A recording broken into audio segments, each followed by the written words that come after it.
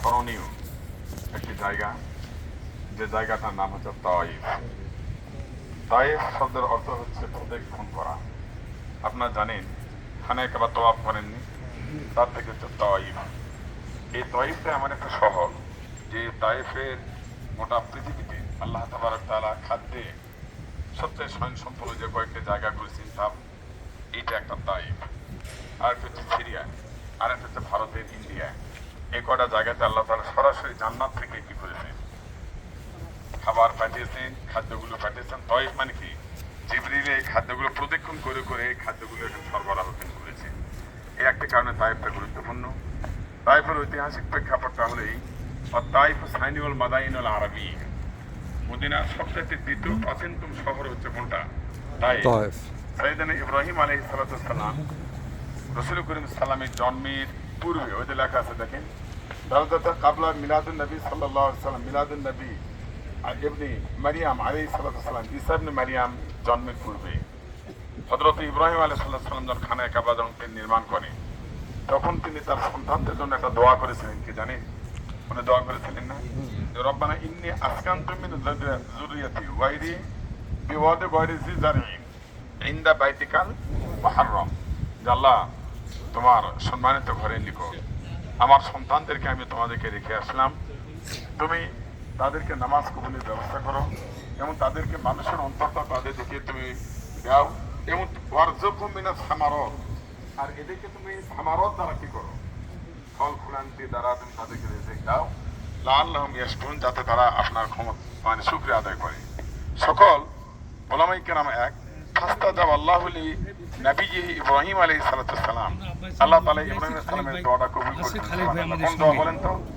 এই দোয়াটা তিনি তার সন্তানদের জন্য করেছেন যে আল্লাহ, আমরা মাত্র ঢুকলাম, এখন আমরা আসে নামাজ পড়বো। তাদেরকে তুমি খাদ্যে স্বয়ংসম্পূর্ণ করো এবং তাদের রিজিকের আমরা আব্বা এসে পুষে গেছি অলরেডি করো।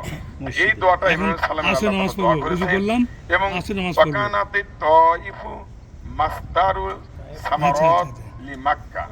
আচ্ছা ঠিক আছে, আমার ফোন দেন। তাইফ হলো একমাত্র মাসদারুস সামারাত বলা হয়, খাদ্যের উৎস। খাদ্য যেখান থেকে মানে আপনার কি উৎপন্ন হয়, উৎপন্নের জায়গাটা হলো কোনটা? তাইফ। শুধু তাই নয়, এই জন্য ওয়াকানাত সুমিয়া বুস্তানু মক্কা, এই জন্য তাইফ শহরটাকে মক্কার বাগান হিসেবে চিহ্নিত করা। সুবহানাল্লাহ। বুস্তানু মক্কা মানে কি? মক্কার বাগান। ওয়াকাযালিকা কাওলুহু তাআলা, এই জন্য আল্লাহ তাবারক তাআলা মানি ওয়াকালু লাউলা নুজিলা হাযাল কুরআন আলা রাজুলিন মিনাল ক্বরিয়াতাইন আযীম। রাসূল করিম সাল্লাল্লাহু আলাইহি ওয়াসাল্লাম নবুয়তের দাওয়াত দিলেন, তখন মক্কার কাফেররা কিন্তু একটা দাবি করেছিল। কি জানেন? মক্কার কাফেররা বলে যে কোরআনটা দুই শহরের মধ্যে সম্মানিত কোনো ব্যক্তির উপর অবতরণ না করে কেন এই কোরআনটাকে অবতরণ করা হলো সমাজের একজন গরিব পিতৃহারা একটা এতিম বাচ্চার উপর আল্লাহ তাআলা কেন কোরআন অবতরণ করলেন? সকল মুফাসসির একমত যে কারিয়াতাইন আযীম, যেটা সবচেয়ে মহান দুটি জনপদ, সম্মানিত যে জনপদ দুটা দ্বারা কোথাও বোঝানো হয়েছে, সেই কথা দ্বারা বোঝানো হয়েছে। ফাযাকারাল মুফাসসিরুন আন্নাল কারিয়াতাইন হিয়া মক্কা ওয়া তাইফ। মুফাসসির এই ব্যাপারে একমত পোষণ করেছেন যে কোরআন কারীমের ভিতর যে দুটি শহরের কথা বলা হয়েছে, সেই শহরে একটা হচ্ছে কি মক্কা, আর একটা হলো কি তায়েফ।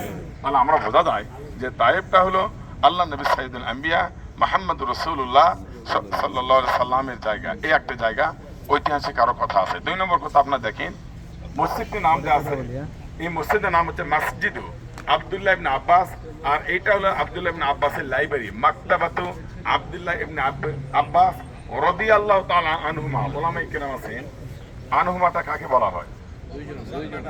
বাপ বেটা দুইজন, মানে হযরত আব্দুল্লাহ হলো একজন কি, এবং তার বাবা আব্বাস রাদিয়াল্লাহু তাআলা তিনি হলেন কি সাহাবী।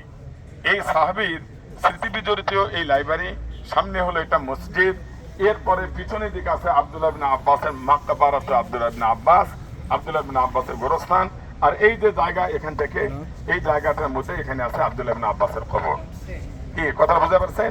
তাহলে আমরা এখানে আসলাম, কয়টা জিনিস দেখলাম। একটা হচ্ছে মাকবারাত আব্দুল্লাহ ইবনে আব্বাস, পিছনে আছে, আমি ওখানে দেখা যাচ্ছে আব্দুল্লাহ ইবনে আব্বাসের নিজস্ব কবরস্থান, তার লাইব্রেরি, তার মসজিদ। বিষয়টি হলো যে দ্বীনি প্রচারের জন্য হযরত আব্দুল্লাহ ইবনে আব্বাস রাদিয়াল্লাহু তাআলা আনহু তিনি এই শহরে এসে এই জায়গাতে তার হালকা ছিল। হালকাটা বোঝেন? যারা আব্দুল্লাহ ইবনে আব্বাস, এখানে ওলামায়ে কেরাম আছেন, আব্দুল্লাহ ইবনে আব্বাস উনি কিন্তু একজন বলা যেতে পারে কি রুইসুল মুফাসসিরিন, মুফাসসিরদের সর্দার, রুইসুল মুহাদ্দিসিন আব্দুল্লাহ ইবনে মাসউদ। এই যে কথাগুলো কেন বলা হয় জানেন? ওনাদের এখানে হালকা ছিল, উনি যখন তাইফের দিনে দাওয়াত দিতেন এই জায়গাতে তিনি আর আসর ছিল হালকা ছিল, যে হালকা করে তিনি সাহাবায়ে কেরামদেরকে তিনি দিনের দাওয়াত এবং তাবলীগ তিনি করতেন। আর এই দাওয়াত এবং তাবলীগে তার তাইফে অবস্থানরত তিনি এই জায়গাতে মারা যান, যার কারণে তার কবরটা এখানে।